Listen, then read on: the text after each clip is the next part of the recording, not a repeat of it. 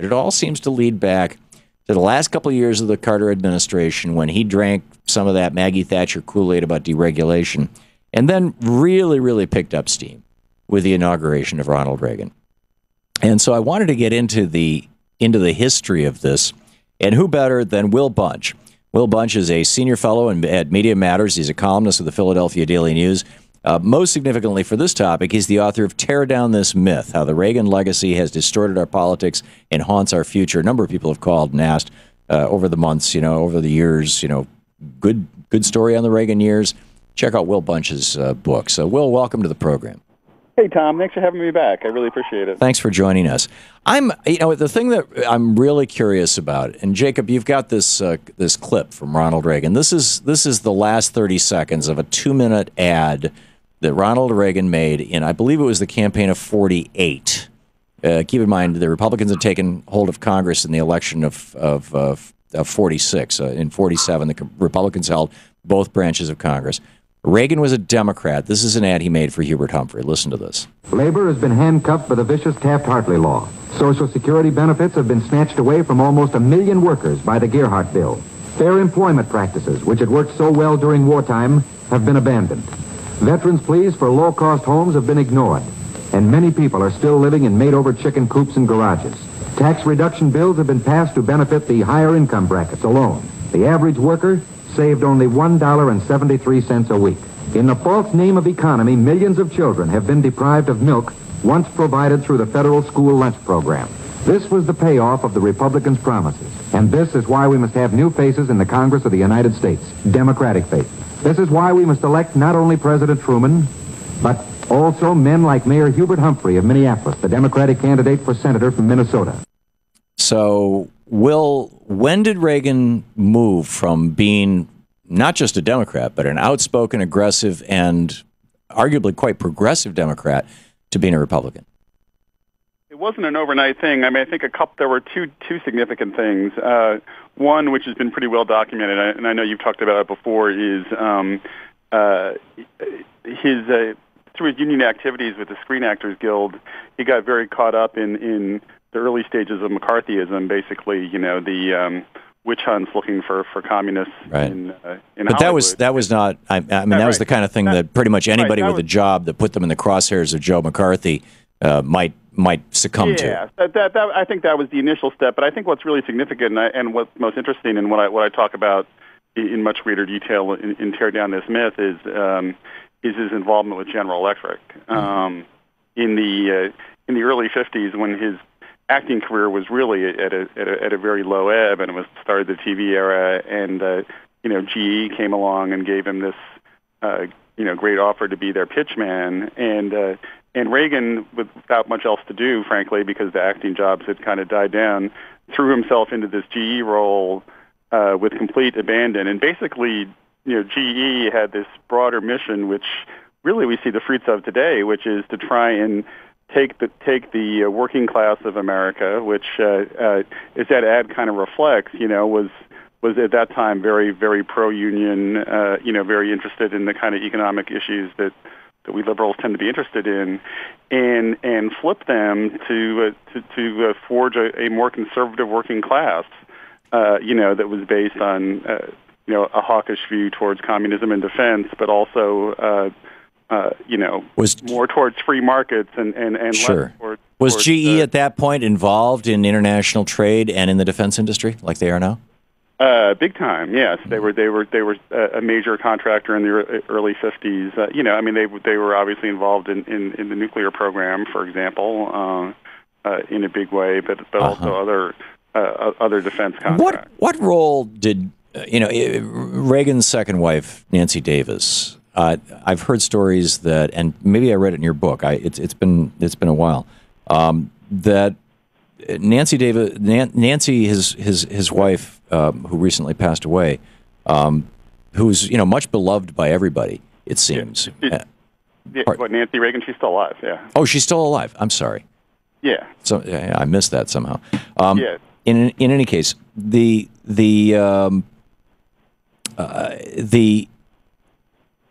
idea that when she and Ron first got married, that her father, who was a very conservative fellow, sat down with Ronald Reagan and said, son, here's how the world works. You got to stop this being a Democrat stuff, and opened the doors to GE. Is there any truth to that?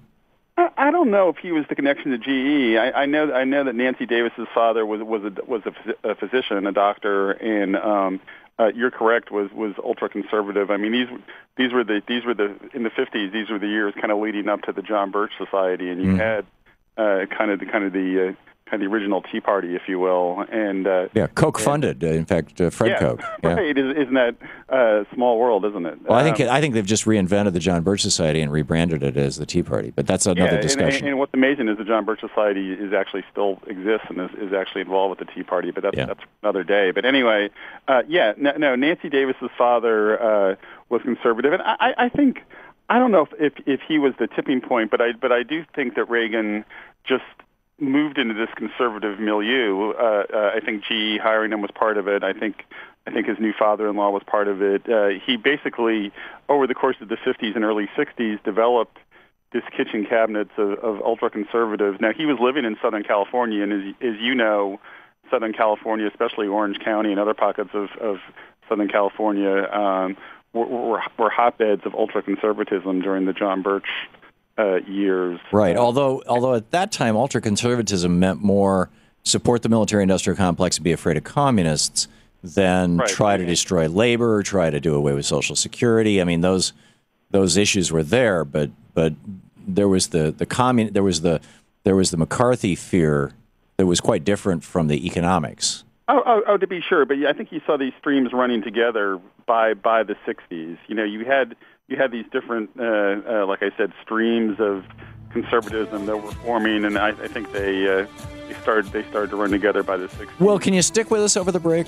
Oh, absolutely. Okay, great. I'd like to dig a little deeper into this. I'd like to find out how, the next question I'd like to ask you, give some thought to the answer before we come back, is to what extent did Reagan believe this stuff, and was he ever a real believer, and what is it that brings about that kind of a transformation in a person? He actually has a more recent book out, The Backlash: Right-Wing Radicals, High-Def Hucksters, and Paranoid Politics in the Age of Obama, which is also brilliant. But he's the author of Tear Down This Myth: How the Reagan Legacy Has Distorted Our Politics and Haunts Our Future. Senior fellow at Media Matters, MediaMatters.com. His Twitter is Will_Bunch. And Will, first of all, I'm operating on the assumption that and I haven't had I don't know how to say this. I'm stuttering here. Ron Reagan and I have shared venues a couple of times, Junior, and I have tremendous respect for him. He's a good and decent human being. We all do, yeah. And dearly loved his father.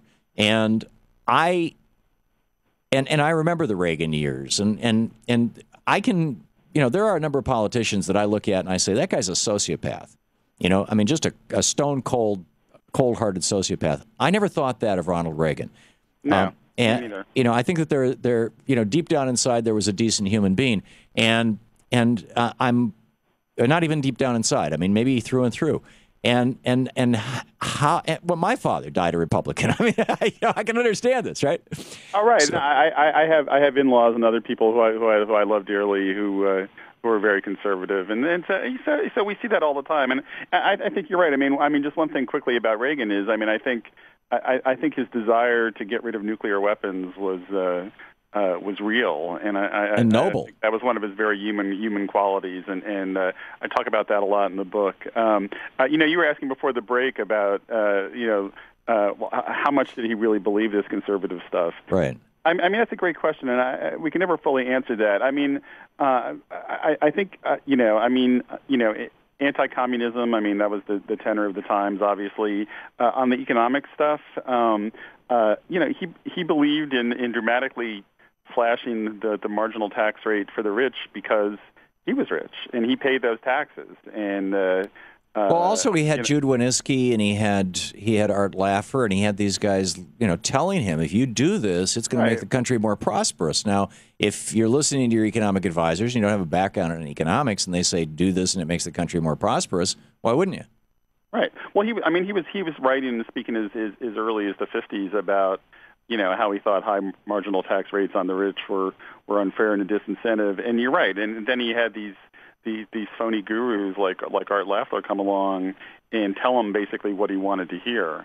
And and I think was Ronald Reagan a conservative at heart? Absolutely. But he was also he really reinvented politics in this country in so many ways, and he was a politician and an actor, and he knew there was this kind of jumble of being a politician, and he had ideas, but he was also happy to play the role of a leader. He was a leader, but he also played the role of a leader, and right. I think like any good actor, they take direction, right? And I think people came along to give him these ideas, and our the Laffer curve is a great example, of kind of a quack who I think took advantage of these tendencies in Reagan, of a simplistic answer to a complicated problem. And Reagan, he was a great communicator. He was very good at articulating these simplistic and sometimes. To what extent do you think in his later years, when he was still quite lucid, certainly through the first 4 or 5 years of his presidency, at the very least, did he find himself looking back on his years in the 40s when he was a progressive Democrat and an outspoken one, and he had to seem to have a good, clear understanding of the issues and have an inner struggle with it? I don't think he did. I think he was not. I think he was one of those people out there in the world who unlike you and me, Tom, is not given the inner struggle. And I think in the 40s and 50s he started on a journey, and that journey ended up taking him far, far, far away from where he started out. But he was not the reflective kind to look back, and I can't imagine there was a moment in the White House where he said, "Boy, did I make a mistake?" But his letters that were published are deeply reflective of other things. He's a guy who actually was thinking a lot. Right. One of the things about his letters is he and listen, I don't want to excuse some of his foreign policy, like in Latin America, was very destructive and very deadly to a lot of people. But he believed, at least when it came to Americans, and maybe it's an American-centric type thing, but he hated putting soldiers at risk. He rejected a number of more militaristic options in different situations given to him by his advisors, whether it was Nicaragua or Panama. He was under a lot of pressure in his second term from some people in his administration to invade Panama, and of course, ultimately we did do that when right. George W. Bush became president. But I think when you talk about his letters, I think there's a couple of good examples of letters from him to people explaining why he thought that invading Panama was a bad idea, and he was absolutely right.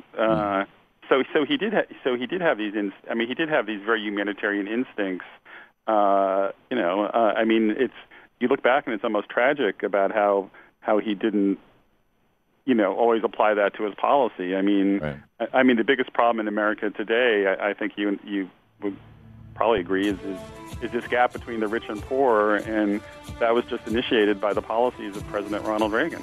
Yeah. Although, as I said, he might have had no idea that the direction that he was going would lead us to this moment. And I don't think that was you're right. That may not have been the goal he was seeking, but that was the outcome that he got. Absolutely.